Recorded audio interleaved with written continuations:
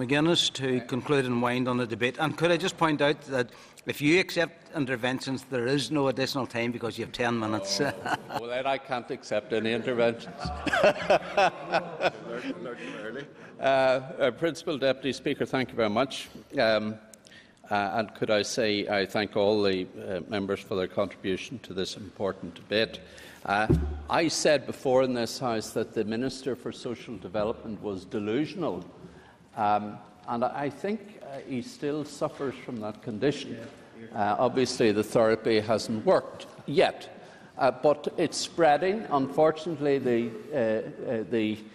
this self-delusion has spread to Mr. Wilson, former Minister for Finance.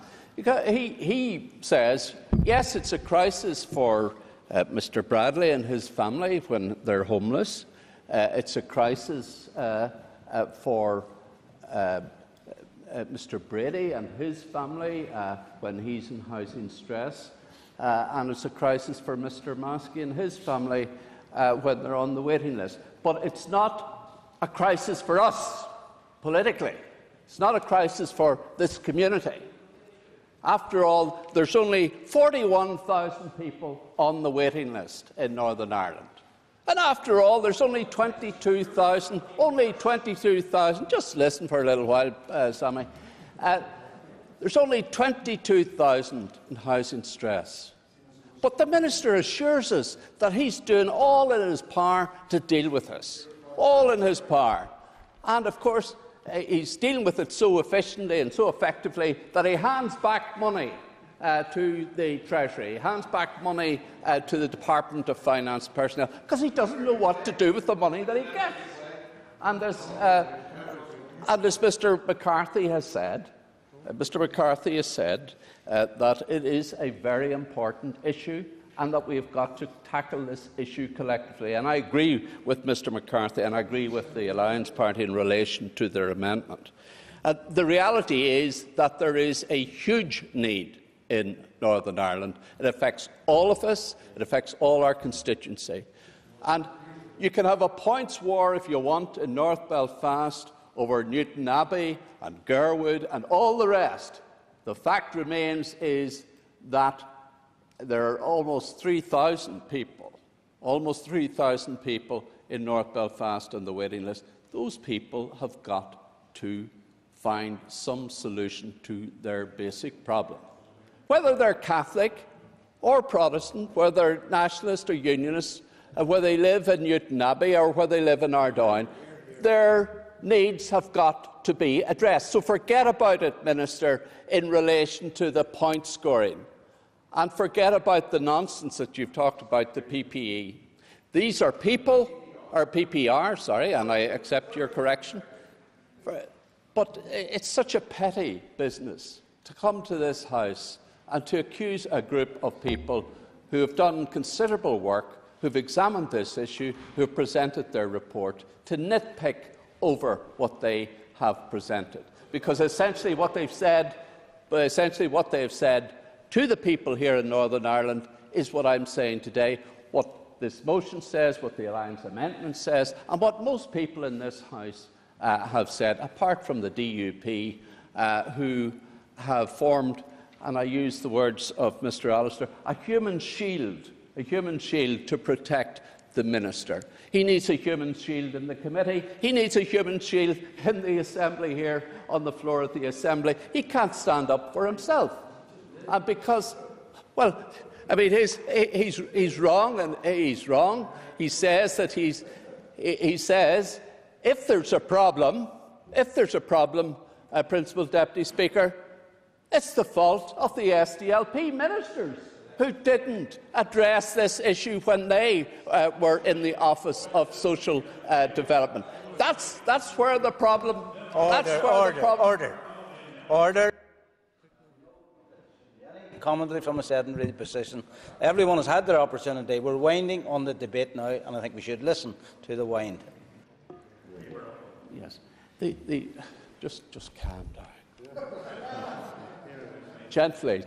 Sorry, that's remarks to the Chair, and that's my job. Oh, yes, yeah. Of course, yes.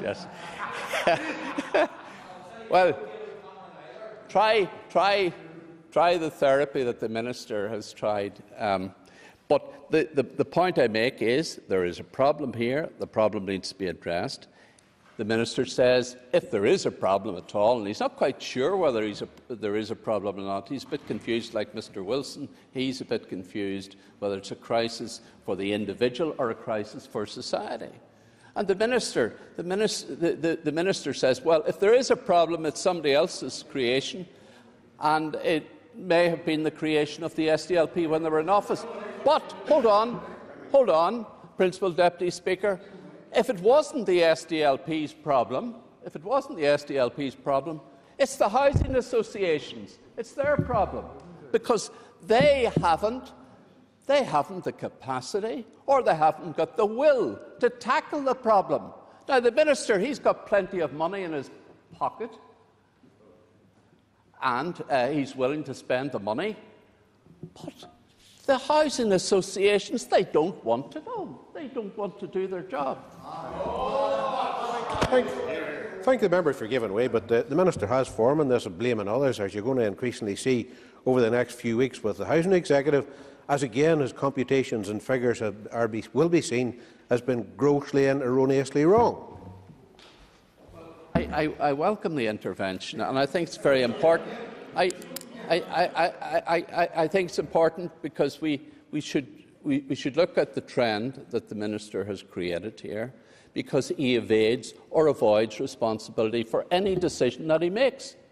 But then he's got the human shield, and he's got the former Minister for Finance, who starved at the Department of Social Development of Finance whenever it was most needed, during the time when housing programmes had. No, I'm not going to give away. I'm not going to give it. Order. It's so self-evident. It's so self-evident. The Minister knows, or the former Minister knows, that he acted in a Scrooge-like manner in relation to housing, to the point of frustration, to the point of preventing housing being properly addressed by the Executive. And of course, no, I'm not giving away. Not to persist. Made it very plain, in fact. But it is clear, and this comes from a question asked recently by Mr McAllister to the Minister. It's clear the cumulative shortfall between social housing need and the social housing starts over the past 10 years is 7,732 units. So you have that cumulative effect, and of course the Minister will blame everybody else, but the fact is you've got that accumulation of shortage in terms of new starts here in Northern Ireland. That has got to be addressed. And then further, the member's not giving way. Order.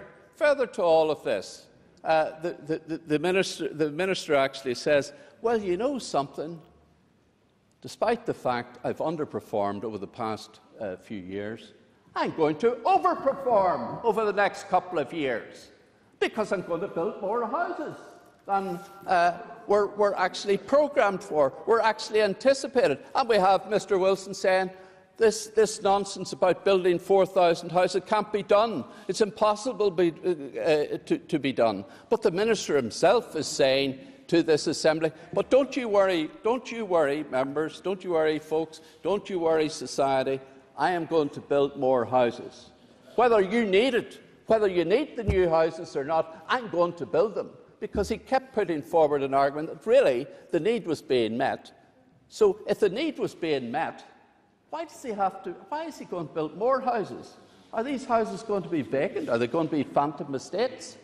I mean, the Minister is ridiculous coming to this House and feeding us with the nonsense that he has fed us over the past half hour or so.